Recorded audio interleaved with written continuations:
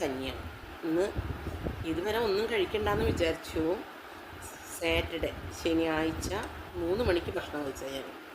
ഇന്ന് ഞായർ കഴിഞ്ഞു, തിങ്കൾ കഴിഞ്ഞു, ചൊവ്വ ബുധനായി, 3 ദിവസം കഴിഞ്ഞു. ഇത് ബുധനാഴ്ചയാണ്, അല്ല ഇന്ന് ചൊവ്വാഴ്ചയാണ്. അപ്പോൾ ഞായർ തിങ്കൾ ചൊവ്വ 3 ദിവസമായി ഞാൻ അരി ഭക്ഷണം കഴിച്ചു. ഒരു കാലത്ത് എനിക്ക് 3 നേരം ചോറ് വേണം. കാലത്തും ചോറ്, ഉച്ചയ്ക്കും ചോറ്. രവേട്ടൻ്റെ അടുത്ത് പറയും 4 മണിയാകുമ്പോൾ രവേട്ടന് വിശക്കും. രവേട്ടന് ദിവസം 4 മണി 1 മണിക്ക് ചോറിനാണ്. ചോറിന് 2 മണിയാകുമ്പോൾ കിടക്കണം. കിടന്ന് പിന്നെ 4 മണിക്ക് എനിക്ക് എഞ്ചു രവേട്ടന് എന്തെങ്കിലും ചായക്ക് കടിക്കാൻ വേണം. അത് നമ്മൾ എണ്ണ പലഹാരങ്ങൾ തന്നെ വേണം. പഴംപൊരി, സമോസ, പരിപ്പ് വട, ഉഴുന്നുവട, അങ്ങനെ ഓരോരോ സാധനങ്ങൾ. അല്ലെങ്കിൽ എന്താണ് പറയുക, തൈര് വട, കുറേ ഐറ്റങ്ങൾ ചെയ്യൂട്ടെ ഞാൻ. ഇല്ലെങ്കിൽ മുട്ട ബോണ്ട, കുറേ പലഹാരം ഉണ്ടാക്കാൻ അറിയാം. ഒന്നുമില്ലെങ്കിൽ ഉപ്പുമാവ് അതിലും മുട്ട ഇഷ്ടം.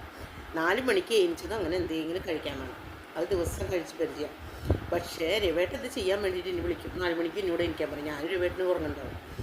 രവേട്ടൻ അങ്ങനെ സ്വഭാവം. രവേട്ടൻ കിടക്കുമ്പോൾ നമ്മളും കൂടെ കിടക്കണം, കിടന്നുറങ്ങാൻ വരണം. അപ്പോൾ ഞാൻ കിടന്നുറങ്ങിയിട്ടുണ്ടാവും. അപ്പം എനിക്ക് ചായ ഉണ്ടാക്കുക പറയും. 4 മണി കഴിയണമെങ്കിൽ ആ സമയത്ത് കറക്റ്റ് ചായ കുടിക്കുന്നത് തലവേദന വരുമ്പോൾ. അങ്ങനെ രവേട്ടൻ്റെ സ്വഭാവം. എന്നിട്ട് എന്നോട് ചായ ഉണ്ടാക്കാൻ പറയും. ഞാൻ വേഗം ചായ അടപ്പത്ത് വെച്ചിട്ട് ഒരു പ്ലേറ്റിൽ കുറച്ച് ചോറ് ഇട്ടിട്ട് മീൻ കറി ഉണ്ടാവും, ചിക്കൻ കറി. മീനും ചിക്കനും മട്ടനൊക്കെ ഇനി ദിവസം വീട്ടിൽ എന്തെങ്കിലും വെജിറ്റബിൾ കുറവാണ്, അധികം നോൺ വെജ് തന്നെ വീട്ടിൽ ചെയ്യാം.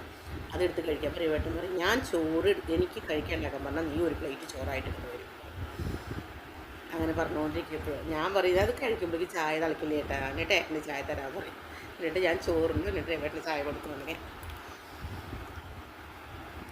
അങ്ങനെയൊക്കെ ഒരു കാലങ്ങൾ വരുന്നു.